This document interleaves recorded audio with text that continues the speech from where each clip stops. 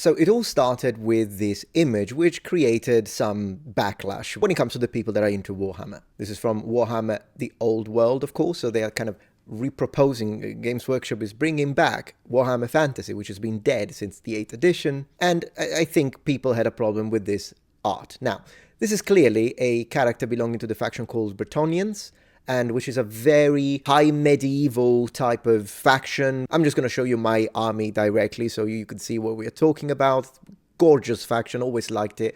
And it really is a little bit of a mix. I know this is going to sound crazy. It's a little bit of a mixture between medieval France and medieval England, in the sense that a lot of the knights are very French-oriented, but a lot of the infantry, even in the video games, kind of sound English. So it's a little bit of a mixed match if you think about it. But then again, it is fantasy after all. Fantasy is, if they're mixing the French with the English. Anyways, this created problems because it's a woman. So it's a woman knight. This sparked controversy. Now, you know me. When it comes to these things and the idea of, oh, they are presenting a message, they're pushing modern politics into video games, into the stuff that we love, and they are changing it for modern audiences. I've attacked these ideas time and time again on this channel.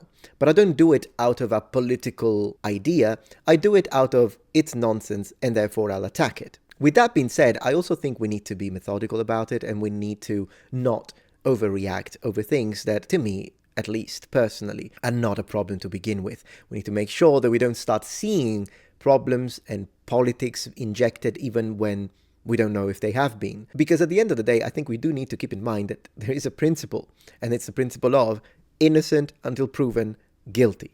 So, when they made Dragon Age the Veilguard, I called it out, I checked it out, called it a disaster, made a dedicated video because I'm a fan of Dragon Age. I've been playing it since Dragon Age Origins, which still remains to this day one of my favorite video games in the RPG genre, particularly dark RPG. And therefore, as a fan, a gamer, a player, a customer, I was highly disappointed by Veilguard, not only because of all of its failures when it comes to gameplay, lore, storytelling, mechanics, graphics, and everything, but mostly because they pretty much turned it into a platform to push modern politics that, to be fair, and I think anyone can say this, do not belong into the universe of Dragon Age. And at that point, if that's what you want to do, I would say make a dedicated video game and don't take something that people love and completely transform a loved IP and turning it into something that's completely unrecognizable for the sakes of pushing whatever the heck message you're trying to push. And on that very video, I said,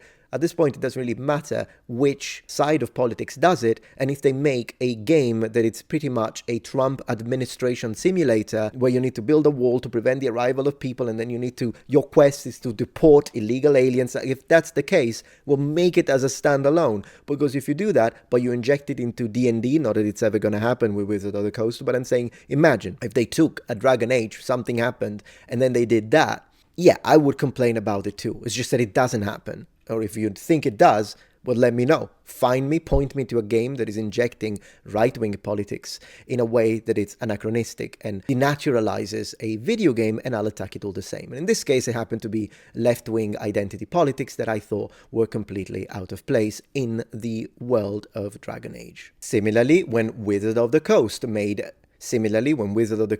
a new edition or a reprinting of the old school D&D rule set from the 70s, and on the book they were saying how bad the original version was and how offensive it was because it was made by white men and that sort of sentiment, I'm like, you know what? No, I'm gonna speak about this because I have a problem with hatred that is masked as fake tolerance. And a perfect representation of what kind of person I'm talking about is this gentleman here who called me every name under the sun. Yeah, this is exactly the type of tolerant person that I'm talking about here. However, with that out of the way, what I'm not going to do is to scream woke at anything, even when there is no proof whatsoever that that thing is being in any way, shape or form created to push a message. For instance, what do we have here? A woman knight. Well, let's read what I said on my tweet. Let's talk. I've noticed that this official image from Games Workshop about Warhammer the Old World has sparked some controversy. It's an overreaction. As someone who has played Warhammer Fantasy since 5th edition in the 90s and owns 5 complete armies fully painted, one of which is Bretonnia, I don't mind it at all. Some people seem offended by the introduction of a female knight, but I don't see why. In the real world, knights were men, of course, although even in our European Middle Ages, if we put the title to the side for a moment, we had the exception being Joan of Arc, who was not a knight, but did don full plate armor on the field of battle. If it happened in the real world, I don't see why it couldn't happen in a high fantasy world, and even more so, one that has a high degree of magic. I would personally make them special characters rather than a full unit of female knights, but I would leave it to the player's imagination. I love the concept of a woman in armor. Moreover, the woman fighter is not a new thing. D&D is full of female fighters, female warriors, female barbarians, female anything, and has been since the 70s. There are plenty of things that annoy me about the adjusted for modern audiences nonsense, but this is not one of these. What do you think?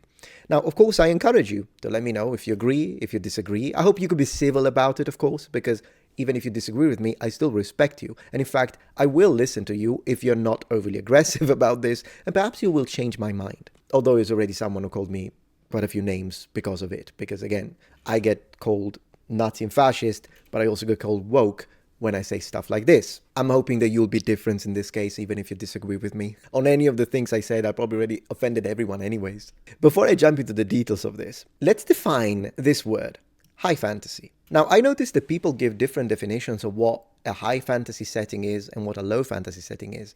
Here's how I use that term, just for 100%